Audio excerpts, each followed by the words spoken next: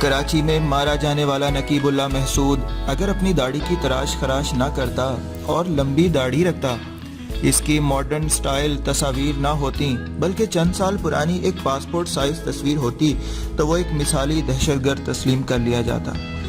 ملک کے چاروں کونوں سے دلیر فرض شناس پولیس افسران کی بہادری پر واہ واہ کی آوازیں بلند ہوتی۔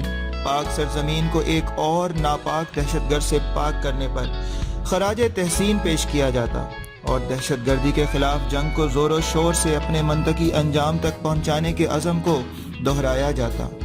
پر یہاں تو سب الٹ ہو گیا، ہیرو ایک ہی لمحے میں زیرو ہو کر رہ گئے۔ لیکن آج جب سب لوگ ان پولیس افسران کو نہتہ اور کمزور جان کر ان پر تنقید کر رہے ہیں، وہاں ان کی خدمات کا تذکرہ کرنا ضروری ہے۔ یہ حقیقت سمجھنا بہت ضروری ہے کہ دہشت گردوں کے نیٹ ورک کو ٹریس کرنا، ان کے رابطوں کی نگرانی کرنا، پھر پورے گروپ کو گرفتار کر کے عدالت میں ان کا چالان پیش کرنا اور مقدمے کی پیروی کر کے ان کو سزائیں دلانا ایک نہایت مشکل اور صبر آزما کام ہے۔ نتیجہ یہ نکلتا ہے کہ کچھ بے گناہ رہا تو ہو جاتے ہیں اور کچھ کو بابا رحمتہ معمولی سزائیں سنا دیتا ہے۔ اس لیے آسان، سستے اور فوری انصاف کے لیے پولیس مقابلے کا راستہ اختیار کیا جاتا ہے۔ خیبر پختونخوا میں سابق آئی جی ناصر درانی نے ایک تاریخی غلطی کی اور پورے صوبے میں جعلی تو کیا، اصلی پولیس مقابلے بھی بند کروا دیے۔ ان کے خیال میں ایسے سستے انصاف کی کوئی ضرورت ہی نہیں۔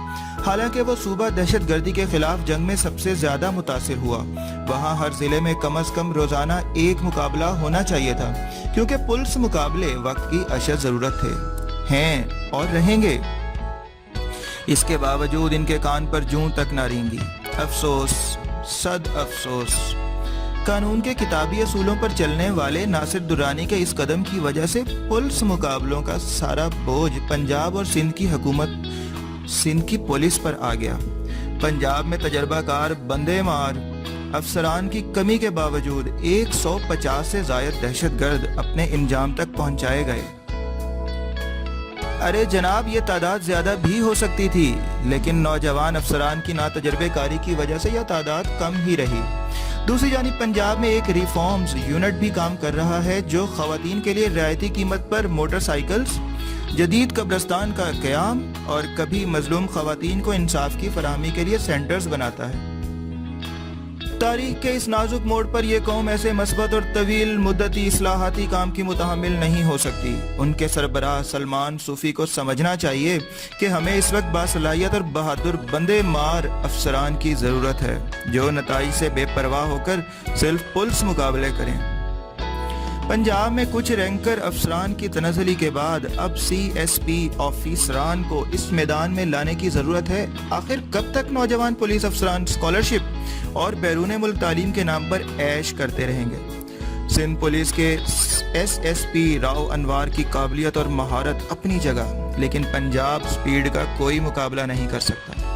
2016 میں تاریخ نے وہ دن بھی دیکھا کہ لاہور کے قریبی ضلع اوکاڑا میں پولیس مقابلے کے دوران القاعدہ کے 6 دہشت گرد مارے گئے۔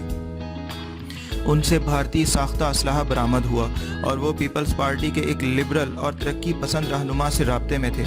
ایسی مثالی شیطانی تکون ایس ایس پی راؤ انوار آج تک نہیں بنا پائے۔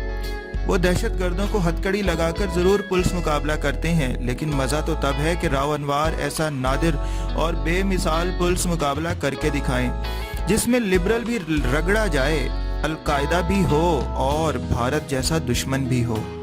وقت گزرنے کے ساتھ ساتھ پولیس مقابلہ بھی ایک سائنس کی شکل اختیار کر گیا ہے۔ نئے جدید تجربات کی بنیاد پر اس میں بہتری لائی جا رہی ہے۔ پہلے ملزم کے بھاگنے پر فائرنگ ہوتی تھی، اب ملزم ہتھکڑی لگا کر بھگایا جاتا ہے۔ پہلے میدان کا انتخاب ضروری ہوتا تھا، لیکن ان شہری ضرورتوں کی وجہ سے یہ شرط بھی ختم ہو چکی ہے۔ پہلے پولیس کو ملزم خود پکڑنا پڑتا تھا، اب ہندی فلموں کی طرح کہیں سے گفٹ بھی آ جاتا ہے۔ پہلے پولیس کو خود گولیاں چلانا پڑتی تھیں، اب دھماکے کی وجہ سے چھاتی گر جاتی ہے اور سب دہشت گرد اس میں دب کر مارے جاتے ہیں۔ پہلے ملزم کی موت کی تسلی فوراً کی جاتی تھی، اب وہ زخمی بھی ہو تب بھی مردہ خانے ہی بھیج دیا جاتا ہے، کیونکہ موت اس کا مقدر ہے۔ پہلے ایک دہشت گرد کا مقابلہ بھی چل جاتا تھا، اب کم از کم 3 سے 4 ہوں تو ہی خبر اچھی چلتی ہے۔ پہلے ملزمان کم ہوتے تھے اس لیے ڈیل کا امکان بھی کم ہوتا تھا. اب دہشت گردوں کی تعداد زیادہ ہونے کی وجہ سے ایک آدھ سے 4-5 لاکھ روپے لے کر چھوڑ دینے سے کوئی فرق ہی نہیں پڑتا. اس صورتحال میں ہمارے پاس 2 راستے ہیں. ایک یہ کہ انصاف کے اصولوں پر کوئی سمجھوتا نہ کیا جائے اور ماورائے عدالت قتل کی سختی سے روک تھام کے لیے ملوث افسران کو سزائیں دی جائیں.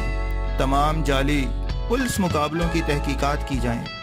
JIT بنا کر ذمہ دار اہلکاروں پر مقدمات قائم کیے جائیں.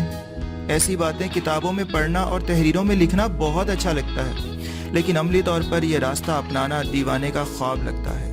ترقی یافتہ اور مہذب معاشروں کی طرح غور و فکر، اصلاحات اور اپنی غلطیوں پر شرمندگی کی ضرورت بالکل بھی نہیں.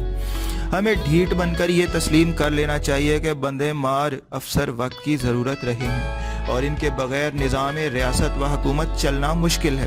قوم کے وسیع تر مفاد میں کسی کو بھی سچ نہیں بولنا چاہیے بلکہ سسٹم کو چلتے رہنا چاہیے اور معطل افسران کو شک کا فائدہ دے کر فوری طور پر بحال کر دینا چاہیے تاکہ وہ انجانے میں کی گئی اپنی غلطیوں کا کفارہ ادا کرتے ہوئے پولیس مقابلوں کے ذریعے مزید اصلی اور نسلی دہشت گردوں کو جہنم رسید کر سکیں. جناب، چھوٹی سی تنزیہ تحریر آپ کے سامنے پیش کی، بس آگے آپ خود سمجھدار ہیں. ہمارا چینل ضرور سبسکرائب کر لیجئے گا. HDR وائس کے ساتھ اپنا بہت سارا خیال رکھیے گا. Take care, bye bye.